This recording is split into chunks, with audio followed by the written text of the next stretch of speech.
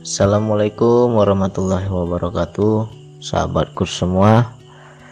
Jadi ini kita bahas tentang kematian.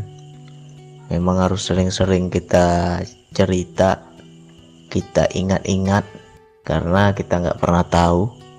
Mungkin hari ini kita bisa bercerita, besok kita dari panggil Allah, nggak tahu kan.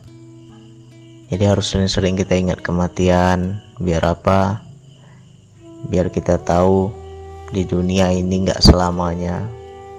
Biar kita bisa menyiapkan bekal kita, ya. Jadi tentang kematian yang tadi ditanya sama Pak Mauludin, ya. Banyak kita membaca riwayat itu luar biasa sakitnya itu, sakratul maut. Bahkan ada yang kita dengar seperti dikuliti, ya. Sakitnya itu ibarat dikuliti. Sebenarnya kita harus cari tahu kenapa sakit. Itu yang harus kita cari tahu. Kenapa dicabut nyawa kita sakit?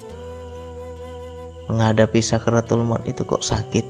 Sebenarnya itu yang harus kita cari tahu. Jadi banyak juga yang hadis yang mengatakan apabila kita sempat menyebut kalimat tauhid la ilaha illallah, maka orang tersebut akan husnul khotimah. Sebenarnya nggak bisa. Kalau ditanya ilmunya apa bang biar kita bisa menyebut, ya nggak bisa, nggak ada ilmunya. Tergantung sikap berserah kita. Karena apa? Pernah saya itu mengalami dalam zikir nafas pelajaran sakratul maut, ya. Jadi lagi DN, naik itu dayanya kan, dari kaki naik ke lutut, naik lagi ke pinggang, naik lagi ke dada, sampai dada tuh kayak meledak rasanya itu. Habis itu sampai naik lagi ke kerongkongan, itu udah nggak bisa bernapas saya. Apa yang terbayang di situ? Mana ingat lagi kita sama Allah. Kenapa? Rasa takutnya itu luar biasa. Aku belum siap ya Allah, aku belum siap ya Allah. Itu yang terucap dalam hati saya.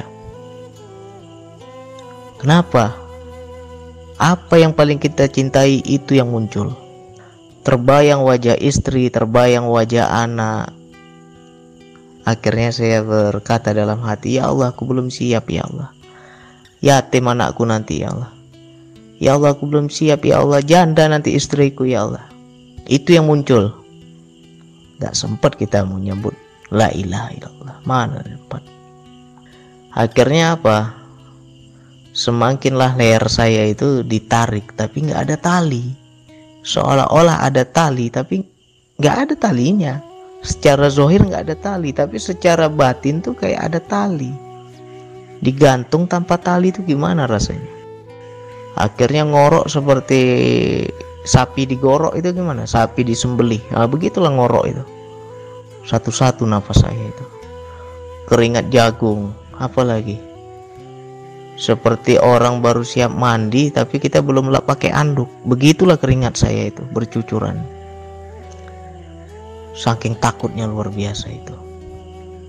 Langsung di situ seolah-olah Allah tuh ngomong, kalau kau nggak berserah tambah sakit, kata Allah. Ketika saya berserah, aku berserah padamu ya Allah. Di situ baru mulai kendor itu ikatan di leher itu. Seolah-olah yang saya di awalnya digantung itu mulai mengendor ya. Akhirnya saya bisa bernafas. Setelah bernafas, saya bersujud kepada Allah, menangis sejadi-jadinya, takutnya luar biasa. Itu pengalaman dalam zikir nafas, itu satu.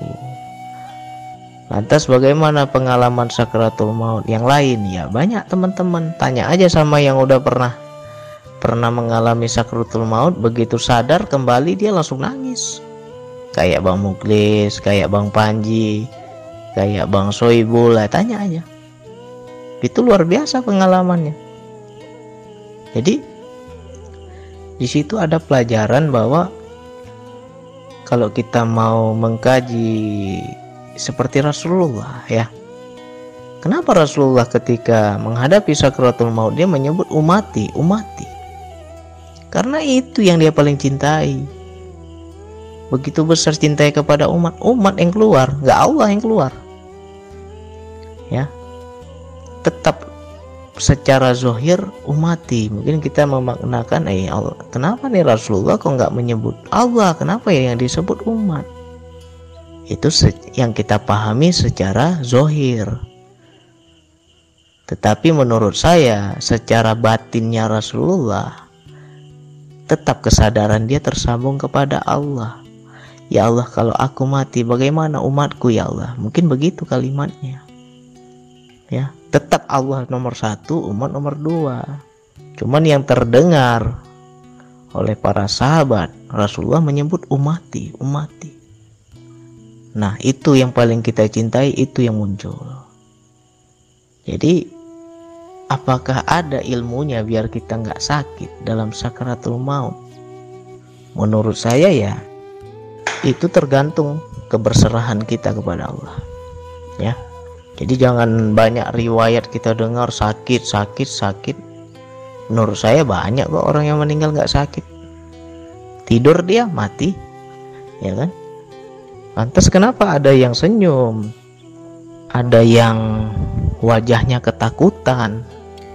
Nah, disitulah kalau kita mau membaca husnul khotimah dengan tidaknya.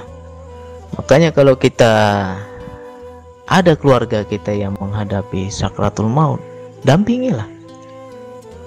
Kita jangan lari, jangan takut. Justru di situ kita harus belajar, karena kita bakal ke situ nanti. Kalau ada teman-teman kita, saudara kita, kerabat kita, keluarga kita menghadapi sakratul maut, langsung tungguin di sampingnya. Lihat prosesnya seperti apa. Lihat reaksi pada jasadnya. Di situ ada gambaran.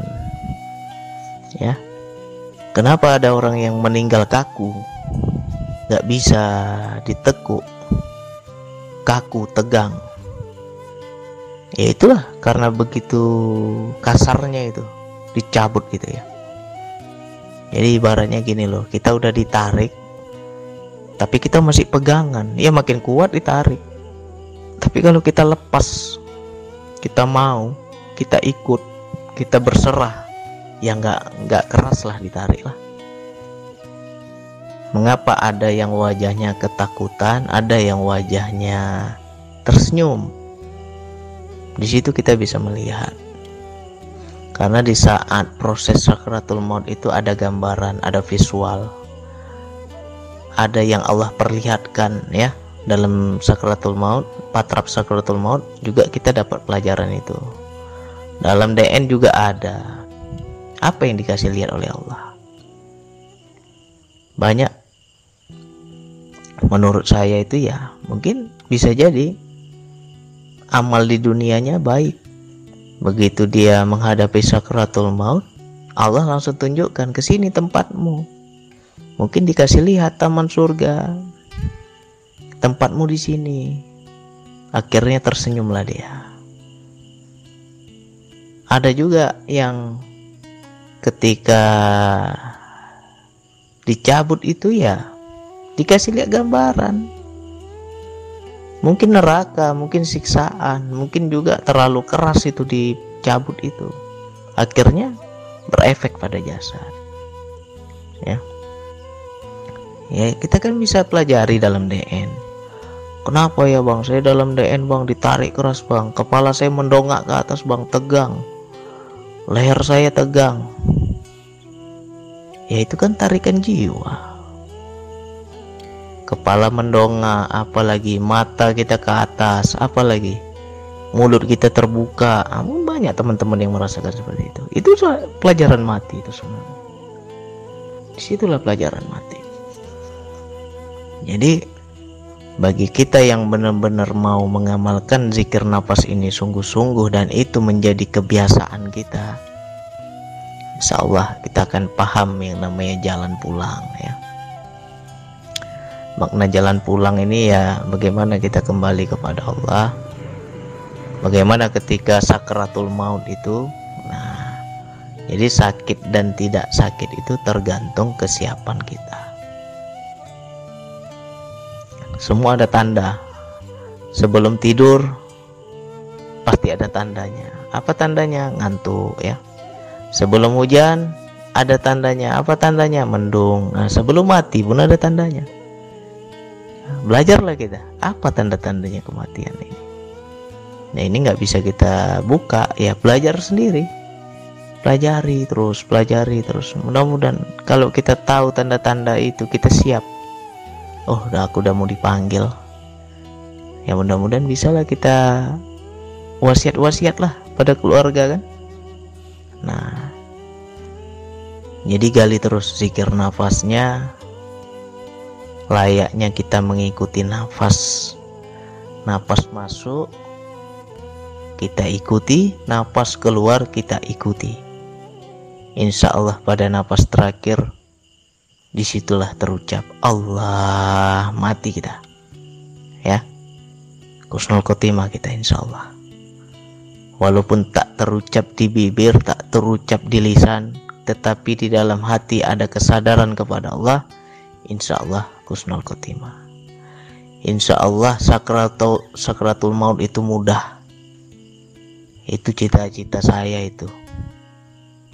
Mudah-mudahan ya Allah, mati aku seperti orang tidur ya Allah. Tidur aku, mati. Jadi insya Allah kita tidur, biasakan tidur dalam berzikir nafas. Setiap hari kita tidur, setiap malam kita tidur. Kita nggak pernah tahu besok masih bangun atau enggak. Coba bawa zikir nafas. Tiba-tiba Allah cabut nyawa kita, dipanggil jiwa kita, karena kita berzikir husnul khotimah kita. Ya. Jadi intinya kira-kira apa ya kalimat terakhir atau kata terakhir di saat sakratul maut? Apa yang saya sebut kira-kira?